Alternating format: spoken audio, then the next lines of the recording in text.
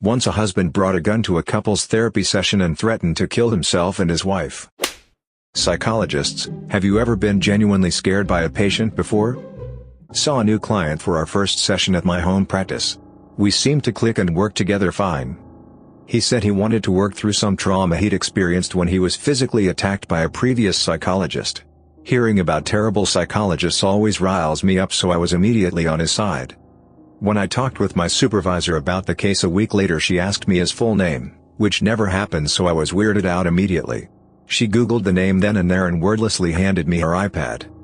It was full of news articles about this client and his attacks on psychologists in my local area. I obviously did not see him again, but I was nervous for ages because he knew where I lived. Not a psychologist, but I used to work in a psych ward as security.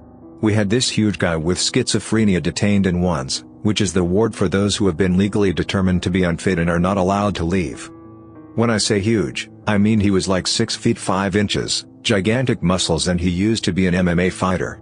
Real nice guy when medicated, but when in psychosis, he was not someone you'd want to go toe-to-toe with. We would sometimes have to call police to help us deal with him. One officer would arrive, take a look at him and go nope and call for backup. So one day I was guarding the entrance to ONES. He was doing fairly okay, so he wasn't confined to his room and was allowed to walk around the supervised communal space. He puts down his magazine, goes into his room and then walks out naked. Dude walks up to me, stands about an inch away and looks down at me. I mean way down, as I'm only 5 feet 3 inches. He tells me he's leaving. I asked if he would like some shoes or a gown. He says no, he's leaving and I better step aside. So I did. You better believe I stepped the hell aside and let him walk out. I followed him at a safe distance through the psych ward, where everyone basically pinned themselves against the wall to get away, and out into the parking lot while on the call with the cops. I can't leave the grounds, so once he was off hospital property, I could only inform the police to which way he was running, which was down into a heavily populated downtown core. Not even 15 minutes later, he comes back and walks back into the lobby of the ward and asks for me. He wants shoes after all. Not a robe, but shoes. So I bring him shoes to prevent him from getting violent, and off he goes again as I repeat the process, following him to the edge of the grounds and calling the cops. Cops bring him back and put him into a secure room. However, once he is in there, they are not allowed to restrain past a certain point. So the whole security team assembles, which is me and about 5 men. They decide I'm to hold a leg, as I'm small and legs are easier to restrain. So we go into the room in a triangle formation with me as the last to enter. He must have missed when I came in the door, because he started screaming that I was a shapeshifter and freaking out. It took us about 30 minutes of restraining him before he was medicated enough to calm down. Fast forward maybe 2 years later. I'm no longer security or live in the town, but I went for a metal show. I joked to friends that I was worried someone I had dealt with in the hospital might recognize me and have bad memories. Lo and behold, there is MMA fighter taking shots at the bar. Now I know that he shouldn't be drinking with his meds, but hey, it's been 2 years and I don't know anything about his current health status, so whatever. I still tried to avoid him in case he remembered my shape-shifting.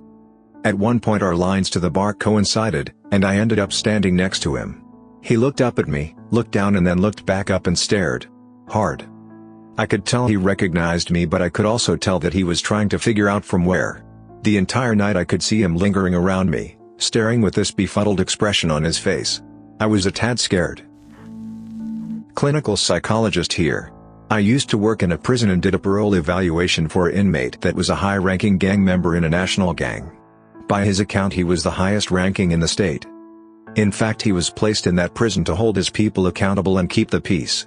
He had a long violent record and was, in my opinion, a genuine psychopath.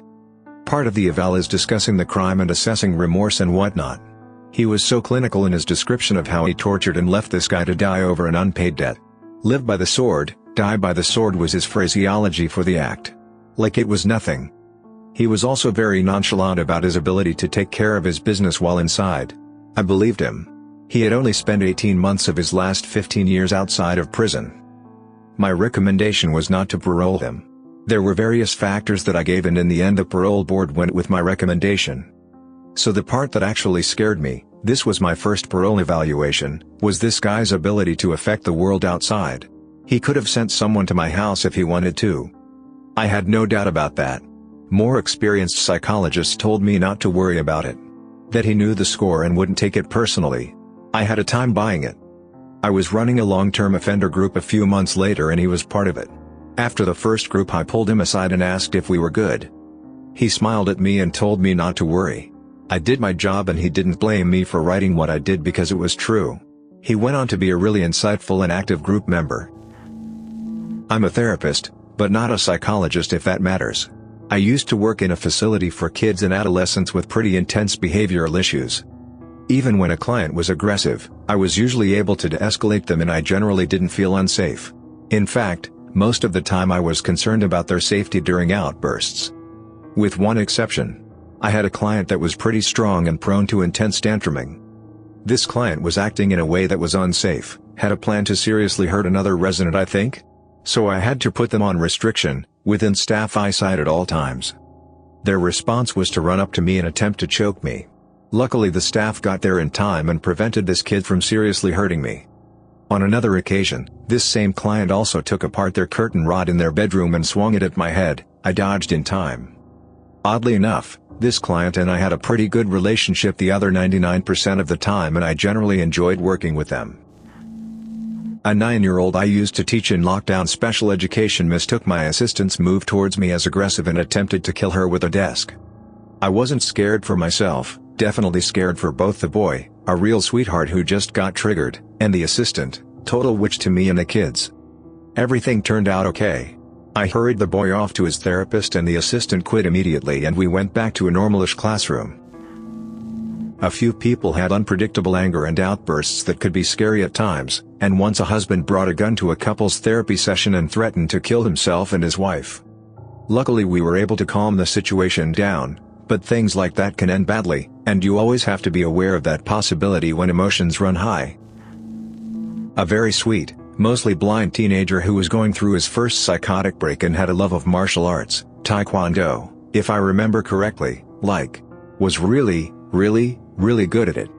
He couldn't see and would practice kicks, and at one point, accidentally kicked one of the reinforced shatterproof windows in the quiet room, think padded room without the padding. Turns out they were shatter resistant, he destroyed it with that kick. Why those particular details?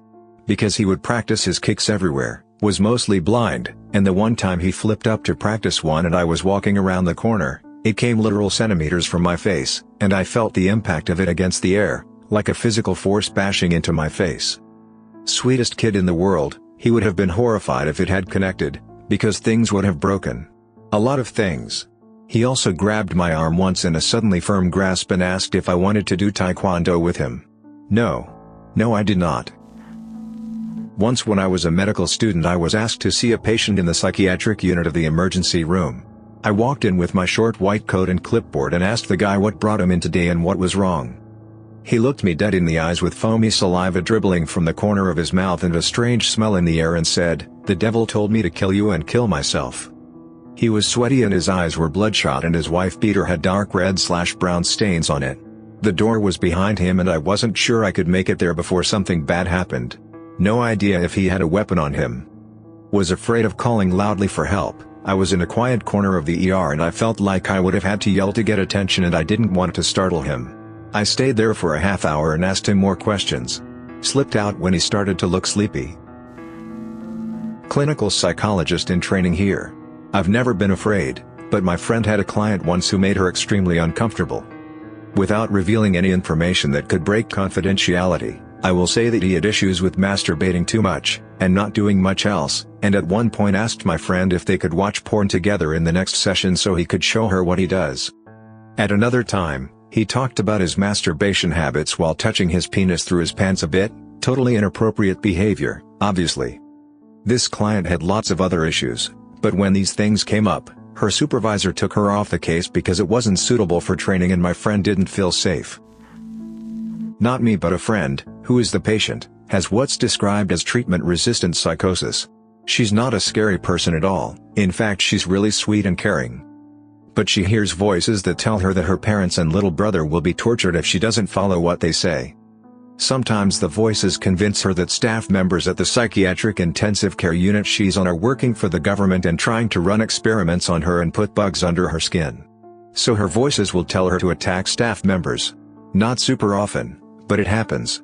Whenever it does, she feels terrible afterwards and will cry for hours on end and beg for forgiveness. One of her voices also makes her do her ritual, in which she strips down completely naked, and sometimes eats her own poop. She herself is not a scary person. Psychosis itself is such a scary and heartbreaking illness. Because she's not a violent person and has tons of compassion and empathy for others. Psychotic does not equal psycho or sociopath. Not a psych, but my dad is a retired forensic one. He's got far too many stories, but his first ever murder case decades ago as a noob was a rough one. It involved a guy who kept asking this girl out. She made it clear numerous times that she wasn't interested, but the guy wasn't having it and just kept harassing her. Finally, one day he followed her home where he stabbed her parents and the family dog to death. My brother-in-law is low-functioning autistic and blind. At one point his care provider, who had worked with him for years and knew him quite well, got into a very dangerous situation with him. She had worked with him since he was smaller and had become experienced at interacting safely when he would become angry and aggressive. They had found a good balance of medication for him and she let her guard down. This time though, he was now 20 years old and 6 foot tall. In a split second, he attacked her, jumping up from the couch directly across from her chair. He was very strong and viciously aggressive. I have found myself in tough situations with him, and I'm 6'4" 225 pounds. After receiving quite a few blows from his hands, hair torn out and bites on her arms and hands, she was able to push away across the ground and get behind the couch he had been sitting on. She quickly slid the couch into a corner so that he wouldn't have a way around it easily, and she hid herself behind it and tried to be very quiet. He searched that corner of the room for over an hour, following the front and side edges of the couch with his hands, back and forth pacing until he eventually lost interest and went to play with some toys off in the corner of the room. She got out of the corner and ran for her door just as her assistant was coming to remind her that she had gone over the allotted time. My brother-in-law is an amazing guy and I've had some awesome experiences with him over the years, but the idea of being hunted by sound like that is pretty freaky. Not a psychologist, but saw a breakdown of my ex that scared me senseless. He had just started meds and the meds reacted horribly with him for whatever reason. He mostly had hallucinations, but sometimes he'd black out and do activities and not remember them. He would call me screaming at 3 a.m. and he didn't remember a second of it. Any of it. He had hallucinations before, but they got increasingly dangerous with these meds. In particular, I think of one instance. While on the phone during an episode, he said, "I boiled some water." I asked why, as it was 3 a.m., and he replied eerily calmly, "They told me I have to stick my hand in here." It was absolutely terrifying. I finally begged him to go to the hospital that following morning to ask for a medication change and he begrudgingly obliged. While he was there, he started throwing up blood and had to get his stomach pumped. Turns out, in one of his blackouts, he swallowed his entire bottle of medication. Good friend of mine's wife is a psychologist at a well-known prison and sees some seriously messed up people for a living. Let's just say, Hannibal inspired her to do what she does for a living and she's as close to Clarice as a person can probably get in real life. She is usually briefed on relevant details before she is assigned to a case. This includes court proceedings, testimonies, etc. She's heard recordings of murders and other such disturbing stuff. She's tough as nails and I guess she loves psychoanalyzing scary psychos. She had to be taken off a case because she was so uneasy, disturbed, and threatened by one of her clients. Apparently this guy was either a serial rapist or murderer. She couldn't give lots of details, but he has a victim profile and she fit it. He started to behave strangely towards her, trying to converse with her and get to know her. He would write her letters and draw her pictures, and attempt to give her tokens and things. All the things he would do to his victims, well, everything possible under the circumstances. She was so upset and disturbed by his special attention that she was even afraid at the grocery store and started to feel uneasy in her home at night. Despite the fact that this guy was locked up in a maximum security prison. She described it like a hunter-slash-prey vibe on a really weird animalistic level. She was taken off his case and received counseling. When she told me about it, she was very honest and matter-of-fact. This is a hazard of the job she works. While she may talk about her patients as if they are lab rats, this was one case you could tell really got under her skin and spooked her. Thanks for listening to Radio TTS. Hit the subscribe button for more creepy stories about voices in your head that make you boil your own hand. Share your own psychologist story in the comments below.